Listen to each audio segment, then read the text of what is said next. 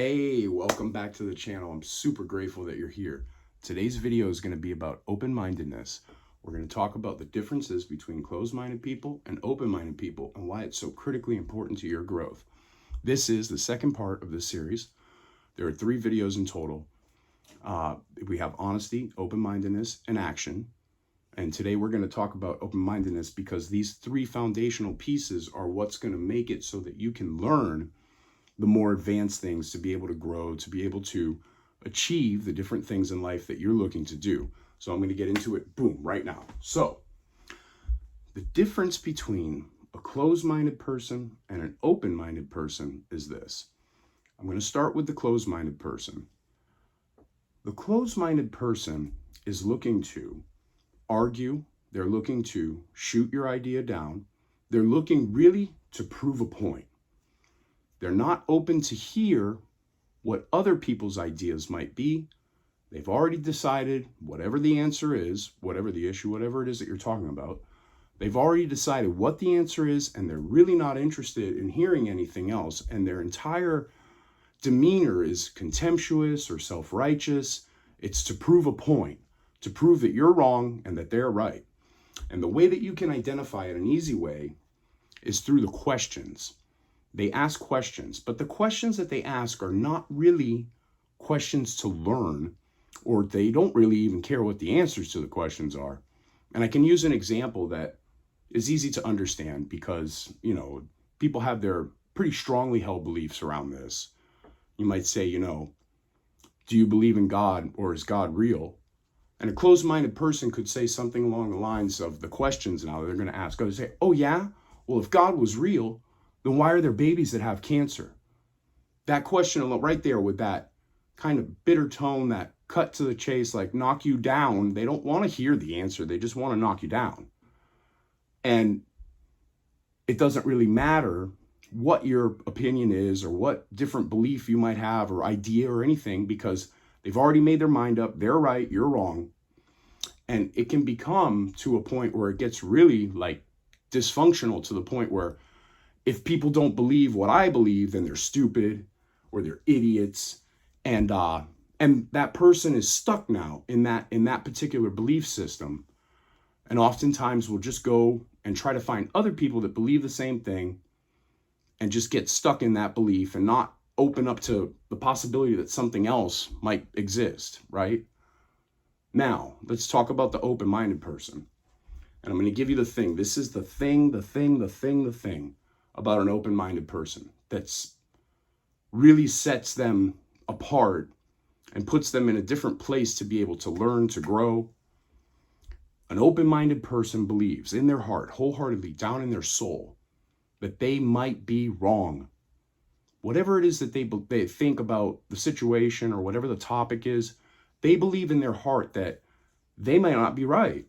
Maybe the way that they see it could potentially be wrong. And the questions that they ask come from a completely different place. They come from a place of curiosity. So and I'll say the same exact sentence. An open-minded person could ask that same question. They could say, okay, but if God really is real, then why are there babies that still have cancer? Because I don't understand. You see the difference? The difference in my tone of voice? The difference in the way that I asked? Because the open-minded person is really waiting for an answer. They're waiting to hear someone else's opinion, someone else's ideas, so that they can consider them. Now, it doesn't mean that that person is just going to immediately change and agree with everything everybody says, but they're open to understand and look and explore to see if maybe they're wrong. And there's another test that you can do, like, for example, if someone holds a different opinion than it might be a really strong one too, because there's all kinds of things out there. You can look into politics and different things that people are super passionate about and self-righteous and crazy, and they get really mad at each other.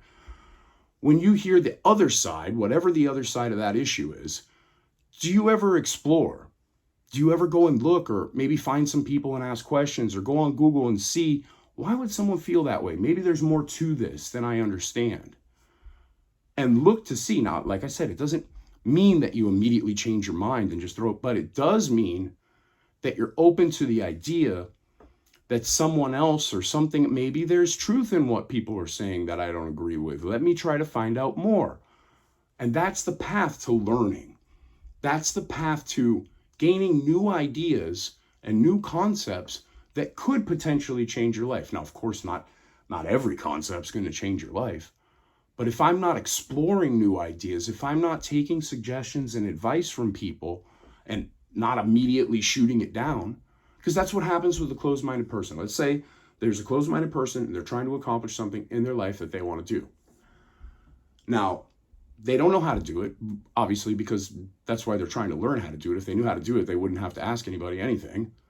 And let's say they go in with that same closed-minded attitude and they're trying to learn how to do something and someone gives them a suggestion. And what happens is that here comes that pattern of reject, reject, reject. Yeah, but that's not right. Yeah, but that won't work. But that was it. And they just keep knocking all the ideas down.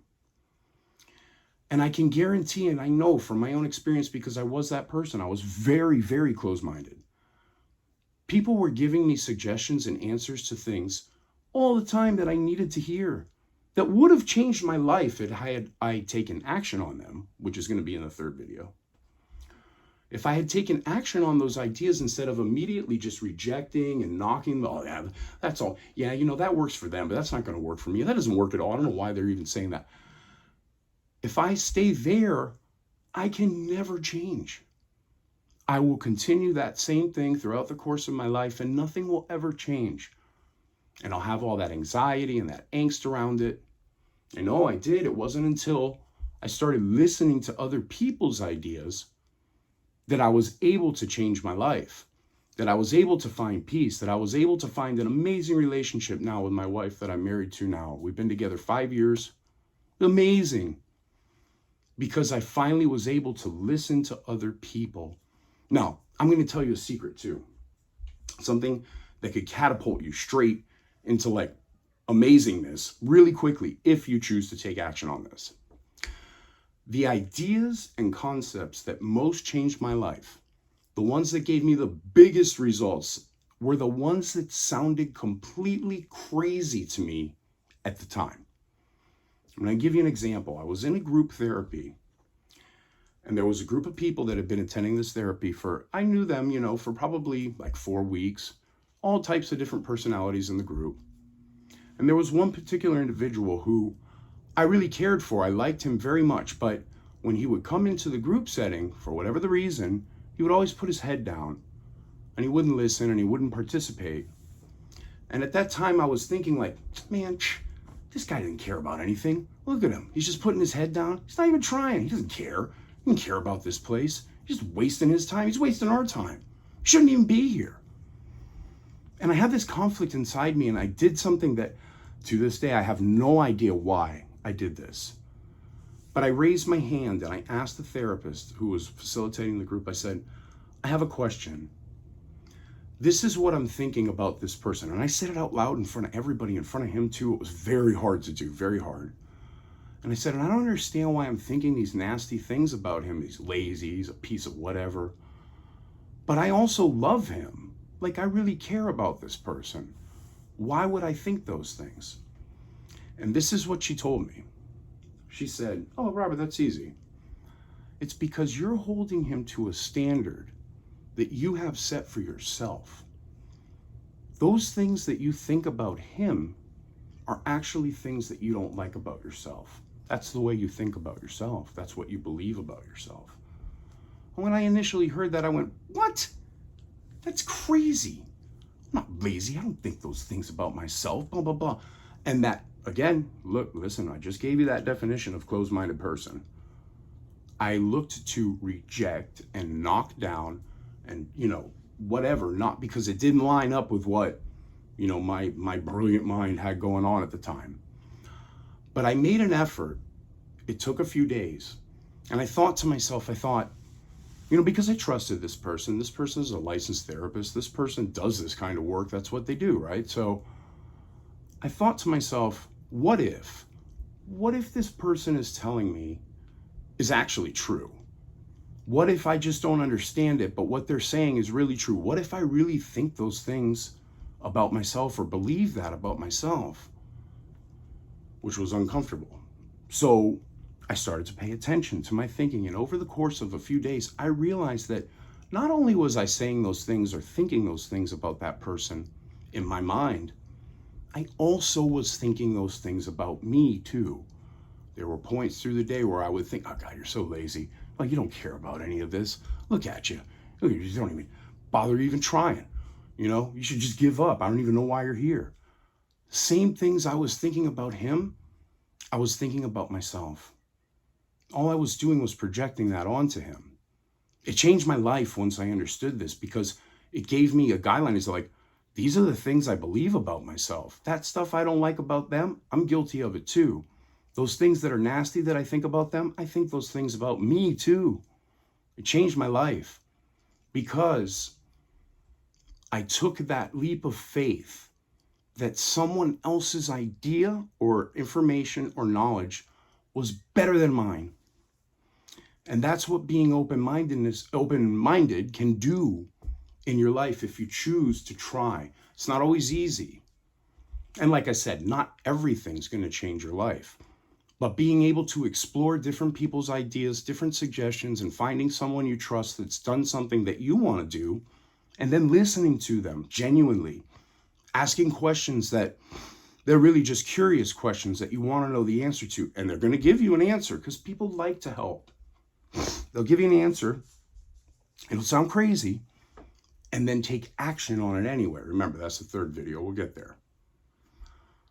So in this exploration of open-mindedness versus closed-mindedness, I want you to take action on this, and I want you to ask yourself some hard questions. Which one of those people am I more like?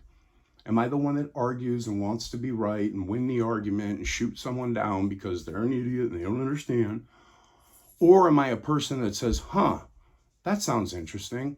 I've never really considered it that way. Let me see if I can explore more and try to find out, what they're talking about, or try to find out why they would feel that way. I want you to do that. Over the next several days, whatever, pay attention to how you interact with people and see how you interact with ideas and different concepts. Are you stuck in a spot where you only believe what you believe and you only talk to people that believe what you believe and everything's the same?